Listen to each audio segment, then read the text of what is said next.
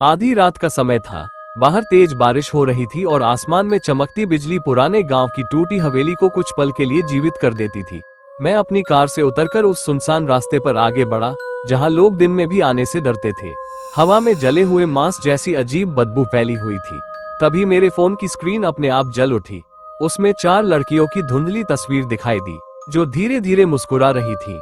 अचानक स्क्रीन से एक आवाज आई, क्या अब भी बेटियां बोझ होती हैं? और उसी पल हवेली का दरवाजा अपने आप खुल गया। कहीं अनकही बातें, हिंदी हॉरर स्टोरी। बरसात की वह रात आज भी मेरे शरीर में सिहरन दौड़ा देती है। बिजली आसमान को ऐसे चीर रही थी मानो कोई अदृश्य शक्ति धरती पर उतरने की तैयारी कर रही हो। मैं अपनी कार से उस पुराने गांव की ओर बढ़ रहा था, जहां वर्षों से कोई नहीं गया था। गांव के बाहर लगे टूटे बोर्ड पर धुंधली लिखावट अब भी दिखाई दे रही थी। बेटियों का घर, लोग कहते थे। उस घर में कभी हंसी गूंजती थी। वहां 4 बेटियां रहती थीं, जिनकी सुंदरता और मासूमियत पूरे इलाके में मशहूर थी। लेकिन एक रात ऐसा कुछ हुआ कि पूरा परिवार खत्म हो गया। उसके बाद से जो भी उस घर में गया, वापस नहीं लौटा। मैं इन बातों पर विश्वास नहीं करता था, लेकिन उस रात मुझे एहसास हुआ कि कुछ श्राप कभी खत्म नहीं होते। मेरा नाम आरव था। मैं एक यूट्यूबर था जो भूतिया जगहों की सच्चाई खोजने के लिए मशहूर था। मेरे चैनल पर लाखों लोग थे और सब चाहते थे कि मैं बेटियों का घर की सच्चाई दुनिया के सामने लाऊं। गांव पहुंचते ही मुझे अजीब सन्नाटा महसूस हुआ। बारिश रुक चुकी थी, लेकिन हवा में मिट्टी और किसी जले हुए मांस जैसी बदबू फैली थी। एक बूढ़ा आदमी चाय की दुकान पर बैठा था। मैंने उससे पूछा, बाबा, बेटियों का घर किधर है? उसके हाथ कांपने लगे। उसने मेरी आंखों में देखा और फुसफुसाया, मत जाओ वहां, वो घर प्यार मांगता है और बदले में जान लेता है। मैं हल्का सा मुस्कुराया। मैं भूतों से नहीं डरता। बूढ़े की आंखें लाल हो गईं। भूतों से नहीं, बेटियों के श्राप से डरना चाहिए। ये कहकर वह अचानक दुकान छोड़कर चला गया। उसकी बातें मेरे दिमाग में घूम रही थी, लेकिन मेरा कैमरा चालू था। मैंने वीडियो रिकॉर्ड करते हुए कहा, दोस्तों, आज हम पहुंच चुके हैं उस शापित हवेली में जहां से आज तक कोई सच बाहर नहीं आया। गांव के आखिर में वह हवेली खड़ी थी। टूटी दीवारें, काली खिड़कियां और छत पर बैठे कौवे। दरवाजा अपने आप खुला। ये हवा होगी, मैंने खुद को समझाया। अंदर कदम रखते ही मेरा कैमरा अपने आप बंद हो गया। कमरे में 4 पुरानी तस्वीरें टंगी थीं। 4 लड़कियां, चारों मुस्कुरा रही थीं। लेकिन जैसे ही मैंने कैमरा उनकी तरफ घुमाया, तस्वीरों में उनकी मुस्कान गायब हो गई। मेरे शरीर में झुरझुरी दौड़ गई। तभी ऊपर से किसी लड़की के रोने की आवाज आई, दीदी, मुझे मत छोड़ो। मैंने टॉर्च ऊपर की ओर घुमाई। सीढ़ियों पर सफेद कपड़ों में एक लड़की खड़ी थी। उसके बाल चेहरे पर थे। मैंने आवाज दी, कौन हो तुम? वह धीरे धीरे पीछे मुड़ी। उसका चेहरा जला हुआ था। मैं डरकर पीछे गिर पड़ा, लेकिन अगले ही पल वहां कोई नहीं था। हवेली के अंदर मुझे एक पुरानी डायरी मिली। डायरी हवेली के मालिक विजय सिंह की थी। उसमें लिखा था, मेरी 4 बेटियां मेरी जान है, लेकिन इस गांव के लोग कहते हैं कि बेटियां अपशकुन होती है। वे चाहते हैं कि मैं उन्हें मार दूं, पर मैं ऐसा कभी नहीं करूंगा। आगे के पन्नों पर खून के निशान थे। फिर आखिरी पन्ने पर लिखा था, आज गांव वाले घर में घुस आए। उन्होंने मेरी बेटियों को मुझसे छीन लिया। अगर मेरी बेटियों को कुछ हुआ तो ये गांव कभी चैन से नहीं जी पाएगा। डायरी अचानक मेरे हाथ से गिर गई। ऊपर से फिर वही रोने की आवाज आई। इस बार चारों लड़कियों की आवाज एक साथ गूंज रही थी, पापा, हमें बचा लो।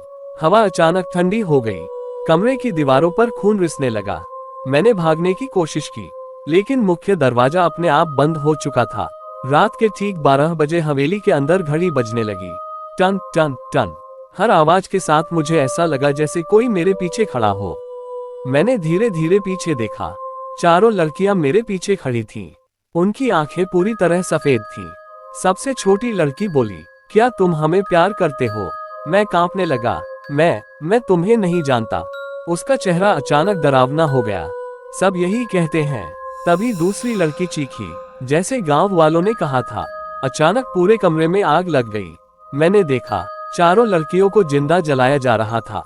गांव वाले हंस रहे थे। उनके पिता विजय सिंह जमीन पर बंधे हुए चीख रहे थे, मेरी बेटियों को छोड़ दो। लेकिन किसी ने नहीं सुना। फिर विजय सिंह ने आग के बीच खड़े होकर चिल्लाया, जिसने मेरी बेटियों का प्यार छीना है, उसकी आने वाली पीढ़ियां भी चैन से नहीं जिएंगी। अचानक सब कुछ गायब हो गया। मैं फिर उसी कमरे में खड़ा था। लेकिन अब चारों लड़कियां मेरे बिल्कुल पास थीं। सबसे बड़ी लड़की ने मेरा हाथ पकड़ लिया। उसका हाथ बर्फ की तरह ठंडा था। तुम यहाँ क्यों आए हो?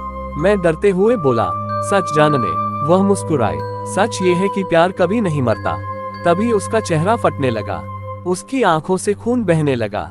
लेकिन जब प्यार को श्राप मिल जाए तो वो मौत बन जाता है। अचानक पूरा घर कांपने लगा। दीवारों से हजारों हाथ निकलने लगे। वे मुझे पकड़ने लगे।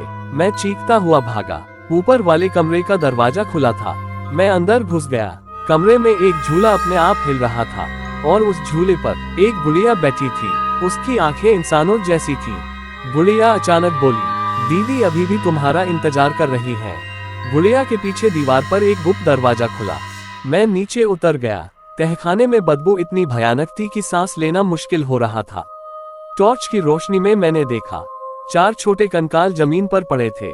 उनके पास टूटी चूड़ियां और जले हुए कपड़े थे। तभी पीछे से किसी ने फुसफुसाया, हम अभी भी यहीं हैं। मैंने पलटकर देखा।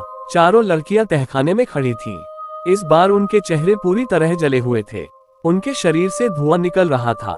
सबसे छोटी लड़की रोते हुए बोली, हमें दर्द हुआ था। फिर अचानक उसकी आवाज बदल गई, अब तुम्हारी बारी है। तहखाने का दरवाजा अपने आप बंद हो गया। चारों आत्माएं मेरी ओर बढ़ने लगीं। मैंने डरते हुए पूछा, तुम मुझे क्यों मारना चाहती हो? सबसे बड़ी लड़की की आंखों से आंसू बहने लगे। हम तुम्हें मारना नहीं चाहते। तो फिर उसने दीवार की ओर इशारा किया। वहां गांव वालों की तस्वीरें थीं, लेकिन सबसे आखिर में मेरे दादा की तस्वीर लगी थी। मेरा दिल रुक गया। नहीं। तभी आत्मा चीखी, तुम्हारे परिवार ने हमें जलाया था। मेरे पैरों तले जमीन खिसक गई। मेरे दादा उस भीड़ में थे जिन्होंने चारों बेटियों को जिंदा जलाया था। मैं कांपने लगा।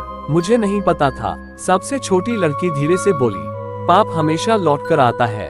अचानक तहखाने में आग लग गई। चारों आत्माएं जोर जोर से रोने लगी। उनकी चीखें इतनी डरावनी थी कि मेरे कानों से खून निकलने लगा। उन्होंने मुझे पकड़ लिया। मुझे लगा मेरा शरीर जल रहा है। मैं चीखने लगा, मुझे छोड़ दो। सबसे बड़ी लड़की बोली, तुम्हें नहीं, तुम्हारे खून को सजा मिलेगी। तभी मेरे फोन पर कॉल आया।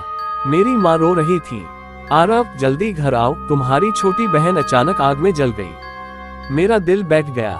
श्राप शुरू हो चुका था। मैं किसी तरह हवेली से बाहर भागा, लेकिन गांव पूरी तरह खाली था। हर घर के बाहर राख पड़ी थी। ऐसा लग रहा था जैसे पूरा गांव वर्षों पहले मर चुका हो। तभी पीछे से वही आवाज आई, कोई श्राप से नहीं बच सकता। मैंने पलटकर देखा। विजय सिंह मेरे सामने खड़े थे। उनका शरीर आधा जला हुआ था।